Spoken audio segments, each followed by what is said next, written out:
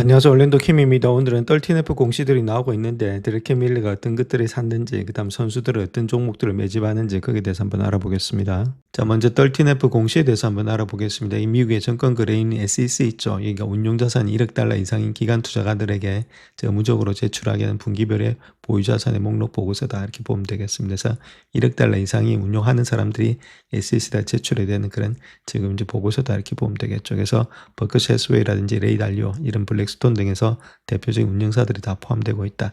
이렇게 보면 되는데 중요한 거는 분기 종료 후에 45일 이내에 제출해야 된다는 겁니다. 45일 이내에. 그래서 3분기, 1분기가 3월 30일 끝나니까 5월 15일 이내 45일이죠. 그 다음 6월 30일 끝나니까 2분기는 8월 14일 이내에, 3분기는 9월 30일 끝나니까 11월 14일, 그 다음 4분기는 12월 30일에 끝나니까 다음에 2월 14일 이내에 보고를 해야 된다. 그래서 지금이 요 시기죠. 그러니까 요 시기에 보고를 해야 되는데 45일이 지나간 시점이라는 겁니다. 45일이 지나갔죠.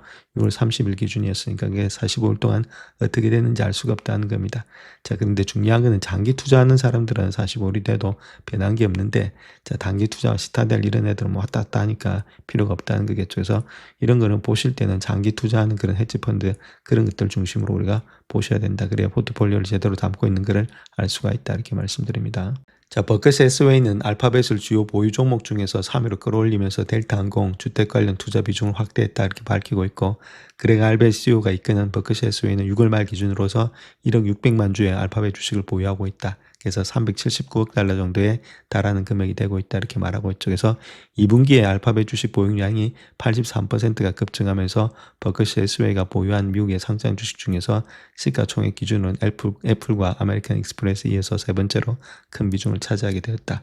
자, 그렇게 밝히고 있죠. 자, 종목들 한번 보겠습니다. 가장 많은 것이 일단 애플이다 이렇게 보면 되겠죠. 일단 밸류 가치로 봤을 때 가장 많은 게 65,951년 정도 되고 있고, 그 다음 아메리칸 익스프레스 51,282밀리언 정도 되고 있다. 이거는 체인지된 게 없습니다. 주식수가 체인지된 게 없는데, 자, 구글 알파벳은 요번에 상당히 많이 체인지가 됐죠. 83.2%나 들어왔다. 자, 그렇게 보시면 되겠고, 37,873밀리언 정도 되고 있고, 자, 코카콜라 이런 것들은 변함이 없고, 그 다음 뱅크 오브 아메리카는 좀 마이너스가 됐다. 좀 털어냈다. 27,543밀리언이 되고 있다.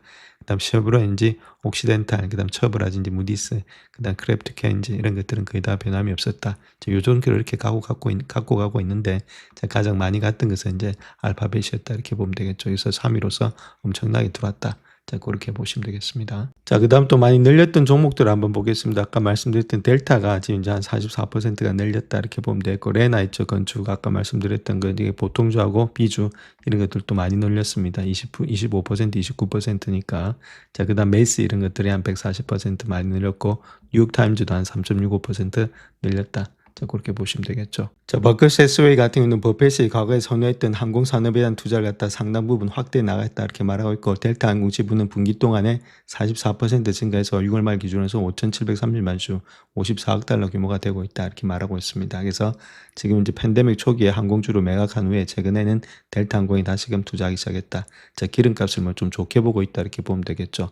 그 다음 주택 시장에 있어서도 투자 비중을 늘린 것들이 있는데, 자, 그런 것들 레너 이런 것들 있죠. 이때 A급의 주식 보유량을 확대했다 그렇게 말하고 있고, 클래스 B 보유량은 거래에 지금 이제 거의 한 30% 증가한 1,310만 주를 기록하고 있고, 클래스 B는 25% 증가한 29만 8천 주를 기록하고 있다 이렇게 말하고 있습니다. 또한 DR 호튼에 대한 소규모의 신규 투자 포지션도 공개됐다. 6월 말 현재 3,600주를 포함한다.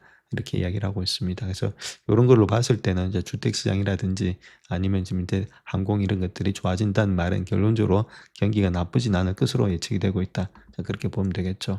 자, 가장 중요한 것은 버크셔 해스웨이는 오랜 기간 이어져온 순매도세를 갖다가 마감하고 2분기에는 약 200억 달러 규모의 순주식 매입을 기록하면서 매수세로 돌아섰다. 그렇게 말하고 있고, 최근에 3개월 이전까지 14분기 연속 순매도를 유지해왔는데 좀 달라졌다는 것들. 현금 보유액은 그래도 6월 말 기준으로서 3,655억 달러 정도 되고 있고, 3개월 진 기록인 3,974억 달러에서는 조금은 감소되어 있는 상태에 있다. 자, 그와 더불어서 지금 자사주 매입을 통해서 자본을 더욱더 적극적으로 활용하기 시작했기 때문이다. 이렇게 말을 하고 있죠. 그래서 전반적으로 봐서 좀 좋게 보면서 시장을 좋게 보니까 계속 돈을 일단 풀고 있다. 자, 그렇게 우리가 보시면 되겠죠. 자, 다음 피터 틸의 13F 공시 한번 보겠습니다. 아마존이 가장 많고, 그 다음에 아메리칸 일렉트릭 파워, 그 다음에 에너지 있죠. CMS 에너지, DT 에너지, 에너지가 엄청나게 많습니다. 그 다음 퍼스트 에너지 이런 것도 마찬가지고, 비스트라 에너지, 비스트라, 엑스 에너지, 거의 다가 뭐 에너지 쪽이다. 이렇게 보시면 되겠죠. 그만큼 에너지에 집중하고 있는 것이 피터 틸이다. 이렇게 보시면 되겠습니다. 그래서 피터 틸의 내용을 한번 정리해 볼 것 같으면 4억 1,870만 달러 규모의 포트폴리오를 2분기 때 더 공개했는데 거기서 아마존이 28.2%로 많고 그 다음에 비스트 에너지가 18.1%, 비스트라가 14.1%, 그 다음 아메리칸 일렉트릭 파워가 10.1%, 그 다음 DT 에너지가 19.6%, 그 다음 마찬가지로 또 에너지죠. 펄스트 에너지 또 9.65%, 그 다음 CMS 에너지가 9.4%, 거의 다가 에너지라는 겁니다. 그 다음에 엑스에너지 마찬가지로 지금 이제 0.9% 포트폴리오를 가지고 있다. 결론적으로 72%가 에너지 전력 관련 기업에 집중돼 있다. 자, 이쪽이 아무래도 시너지 효과가 나타날 수밖에. 결론 이거 없으면은 데이터 센터 못 돌리니까 이쪽에만 집중하고 있다. 자, 그것이 피드들이다. 그렇게 보시면 되겠죠. 자, 다음 드래큰 밀리의 상위 25개 종목들 어떤 종목들 많이 샀는지 한번 보겠습니다. 나테라를 가장 많이 샀다 이렇게 보면 되겠는데 이건 헬스케어 쪽이죠. 16.6% 정도 샀고 그 다음에 TSMC, STM 이런 것들 반도체도 좀씩 샀다 이렇게 보면 되겠습니다. 근데 여기서 우리가 하나 봐야 될 것이 아마존 있죠. 자, 아마존이 2.48% 정도 차지하고 있는데 자, 아마존 콜도 샀다는 겁니다. 다음 옵션까지 샀죠. 물론 옵션은 뭐 샀다 금방 없어지겠는데 자, 그러면 만기가 있으니까 자, 그럼에도 불구하고 아마존과 이런 것들 많이 샀다. 그 다음 구글도 샀죠.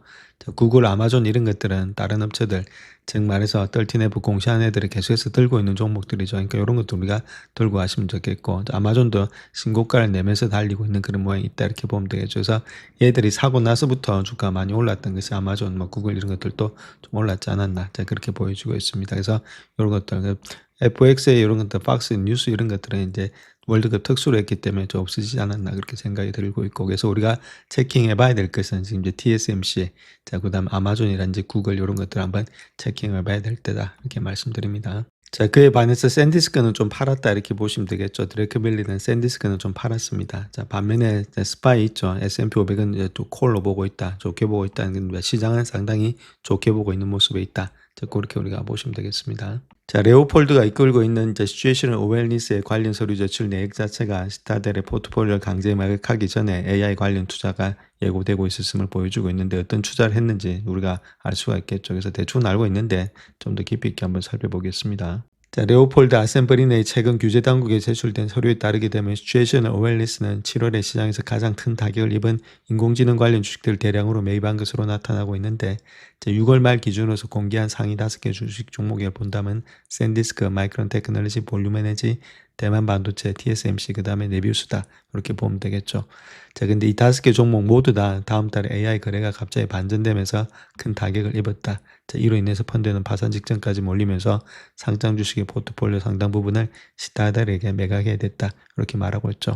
주가가 빠졌다가 지금 보시게 되면 주가가 다시 다 올라가고 있다 이렇게 보면 되겠죠. 특별히 지금 현재 펀드의 미국 상장 기업 중에서 최대 투자 비중 57억 달러에 차지하는 샌디스크는 한 달 동안 47% 거의 50%가 폭락을 했고 자 마이크론 역시도 지금 이제 29% 볼륨 에너지 32% TSMC 15% 네비우스도 31% 하락했다 이렇게 말하고 있죠. 근데 중요한 하락한 다음에 다시금 다 올라오고 있다. 시타델이 돈을 벌고 있다 이렇게 보시면 되겠죠. 자, 그래서 그 5개 외의 종목 외에도 지금 현재 우리가 봐야 될 것이 또 코이브도 있다 이렇게 보면 되겠죠. 그래서 주가가 많이 빠졌다가 다 올라온 종목들이 이런 종목들이 되지 않나. 자, 그렇게 우리가 볼 수가 있겠죠. 자, 거기다 코이브 주식 역시도 7억 4,500만 달러치를 보유하고 있었고 7억 폭락단에서 함께 알아가면서 보인 또 다른 AI 인프라 관련 기업이 요 기업이다. 그렇게 보면 되겠죠.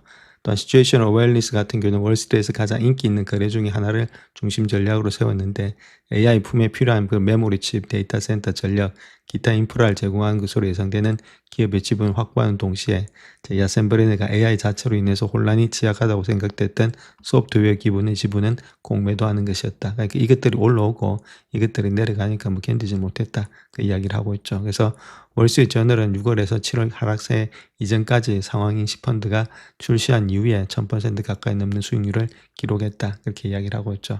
자, 많았는데 중요한 것은 뭐 다른 것보다 레버리지를 많이 쓰니까 한꺼번에 바로 날라갔다.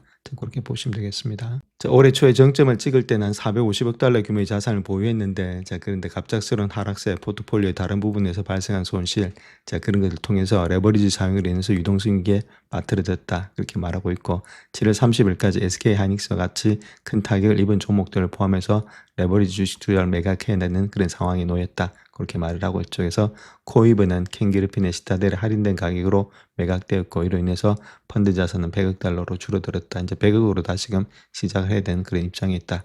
자, 뭐 젊으니까 좋은 공부했다 이렇게 보시면 되는데, 중요한 것은 레버리지 쓰면은 한복에 한꺼번에 바로 날아간다. 이렇게 보시면 되겠습니다. 자, 그래서 샌디스크 한번 보겠습니다. 내려왔던 폭이 얼마만큼 되고 있는지. 좀 많이 내려왔을 때가 57%까지 내려왔는데, 지금 현재 모습에서 본다면은 내려왔던 폭이 한 29%밖에 안 되고 있죠. 그러니까 보통 한 30%는 다시금 반등이 됐다는 이야기입니다. 자, 그 정도로 일단은 지금 우리가 들고 있으면 반등이 되는데, 자, 그때는 뭐 두렵죠. 근데 이렇게 됐던 이유가 우리 레버리지 청산 때문이었다. 바뀐 건 하나도 없죠. 펀더멘탈 바뀐 게 없는데 주가만 단지 일단 내려왔다 다시금 반등되면서 올라가는 자리로 올라가고 있다. 그렇게 보면 되겠습니다. 그래서 자, 이렇게 펀더멘탈이 변화가 없는데도 불구하고 주가가 많이 흘러내렸다. 자, 근데 과연 정말로 우리가 여기서 잘 팔고 그다음 다시 샀냐? 자, 그게 안 된다는 거겠죠. 나중에 시간이 지나놓고 보면은 들고 있는 것이 훨씬 더 많이 돈을 번다. 자, 그렇게 말씀드립니다. 자, 마이크론 테크놀로지 마찬가지입니다. 고점에서 내려왔던 폴 본다면 많이 내려왔죠. 한 40% 내려왔고, 자, 지금 현재 모습에서 본다면 고점 대비해서 내려왔던 폴 본다면 이 정도니까 한 22% 정도 내려왔다. 그러니까 반 정도는 회복이 됐다는 겁니다. 자, 그렇기 때문에 우리가 좀 더 우리가 봐야 되겠다. 그래서 이쪽에서 우리가 잘 팔고 여기 잘 사야 되는데, 자, 그게 안 된다는 거죠. 팔았다 샀다가 여기서 잘 사는 사람이 거의 없다는 겁니다. 파는 건 잘 팔았는데 실질적으로 못 판다, 못 산다. 자, 그렇다면 나중에 올라가 있으면은 결론은 손해다. 자, 그렇게 보시면 되겠습니다. 자, 네비우스 한번 보시게 되면 네비우스 역시도 고점 대비해서 내려왔던 폭이 거의 50% 가까이 되는데 지금 뭐 거의 다 되돌려 놨죠. 그러니까 이게 샀다 팔았다 해가지고 잘 되는 모양이 아니다. 자, 그렇게 보면 되겠고, 그때까지 뭐 펀더멘탈이 변화된 게 있었느냐? 전혀 없었다는 거죠. 그대로 갔다는 겁니다. 코럴리로 본다 하더라도 이제 EPS가 마이너스 적자고 아직까지, 그 다음에 매출은 계속해서 늘어나고 있었죠. 918, 그 다음 1.45, 2.16으로서 분기마다 계속해서 늘어나는 모양이 있었다. 그러니까 펀더멘탈은 바뀐 건 없는데 주가만 내려왔다면은 들고 갈 때지, 이걸 갖다 팔았다 샀다 할 때 아니다. 자, 그렇게 보시면 되겠습니다. 자, 그 다음 또 코올리브 본다 하더라도 뭐 V자 반등이 됐으니까 크게 변함이 없었다는 겁니다. 그래서 이런 것들을 샀다 팔았다 보다는 들고 있는 것이 훨씬 더 벌고 있다. 이렇게 보시면 됩니다. 자, 다음 데이비드 테프의 아팔루스는 2분기에 AI 메모리 관련 주식을 매도한 동시에 매그니피션트 7의 주식을 매수했다. 그렇게 밝히고 있는데 그 내용에 대해서도 한번 보겠습니다. 자, 2분기에는 대형의 기술주에 대해서는 대규모 투자를 단행하는 반면에 급등했던 메모리칩 제조업체 주식은 매도했다 이렇게 말하고 있고, 특별히 아마존에 대한 지분을 확대했다 이렇게 말하고 있습니다. 그래서 아마존의 가치가 15% 이상 상승해서 거의 12억 달러에 달하고 있다. 제가 그렇게 말하고 있죠. 그래서 여전히 해당 헤지펀드의 최대 보유 종목이 아마존이다. 그렇게 밝히고 있습니다. 자, 그래서 그 종목들을 한번 볼 것 같으면 아마존이죠. 아마존이 지금 이제 15.7%로서 많이 올라갔고, 자, 그 다음 마이크론 자체는 많이 줄었습니다. 41.4% 줄었다. 이렇게 밝히고 있죠. 그럼에도 불구하고 아직까지 많이 들고 있습니다. TSMC는 많이 일단 늘렸고, 그 다음 구글도 역시나 늘렸다. 이렇게 보면 되겠죠. 그다음 우버도 조금만 늘렸다 이렇게 보면 되겠습니다. 그래서 이런 것들은 좀 올렸고, 한국 주식 있죠. 이런 것들은 뭐 거의 똑같은 모양이 있고 약간 늘렸고, 그다음 메타도 역시나 좀 늘렸다. 그다음에 비스트라 에너지라든지 엔비디아, 그다음 NRG 에너지, 에너지 쪽으로 좀 계속해서 늘리고 있다. 이렇게 보면 되겠죠. 그래서 이런 종목도 우리가 보셔서 우리가 일단 좀 필요한 종목들은 계속해서 들고 가야 되겠죠. 다 우량주들이죠. 그리고 우량주들은 계속해서 우리가 들고 가는 그런 관점이 돼야 된다. 마이크론도 털기는 많이 털었지만은 반은 털고 60%는 아직까지는 들고 있다. 자, 그렇게 우리가 보시면 되겠습니다. 그래서 메타 같은 경우는 3억 8천만 달러 되고 또 55% 증가했고, 알파본도 7% 늘려가지고 6억 6,100만 달러. 그 다음에 애플이 2억 4,100만 달러. 자, 마이크론 테크놀로지도 처분했음에도 불구하고 11억 2,500만 달러로서 두 번째로 큰 투자처이다. 이렇게 말하고 있죠. 자, 그런 가운데 이 때문에 가장 많이 있는 것은 역시나 마이크론 테크놀로지 많이 가지고 있고, 자, 그 다음 또 뭐 알파벳이라든지 이런 종목들을 들고 있다. 이렇게 보면 되겠죠. 그래서 인공지능 관련 주식의 상승세에 발맞춰서 포지션을 조정해 왔다는 점을 고려할 때 좀 주목해야 된다. 자, 그렇게 밝히고 있죠. 자, 그럼에도 마이크론에 대해서는 선수들 입장에서 보다 매수 등급을 주고 있고 1년 동안 약 51%의 상승 여력이 있다. 최근의 변동성에도 불구하고 2020년도 말까지는 240% 정도는 상승할 것으로 보여지고 있다. 그렇게 말하고 있고, 자, 테프 같은 경우는 샌디스크에 대해서는 4억 달러 이상 모두 지분을 매각하겠다. 그렇게 말하고 있고, 아메리카 항공은 자, 아무래도 1억 3,600만 달러 상당의 자산을 매각했다. 그렇게 말을 하고 있죠. 자, 그랬던 이유는 뭐 다른 것보다는 이제 기름값이 많이 올라가니까 자, 그렇게 한 거 아니겠는가. 그렇게 볼 수 있겠죠. 자, 그래서 여러 사람들을 종합해 봤을 때 우리가 좀 들고 가야 될 주식들이 있죠. 강하게 들고 가야 될 주식들은 아마존, 그다음 TSMC 이런 것들은 좀 길게 보시면서 계속해서 들고 가는 그런 전략들이 필요하지 않나. 선수들이 대가들이 거의 다가 아마존, TSMC는 다 들고 있다 이렇게 보면 되겠죠. 뭐 마이크론도 마찬가지겠고, 자, 그런 것들이 있겠죠. 그래서 이런 종목들은 우리가 보태 항상 들고 가시자 이렇게 말씀드립니다. 영상을 끝까지 시청해 주셔서 감사합니다. 영상이 도움이 되셨다면 구독과 좋아요 부탁드립니다. 감사합니다.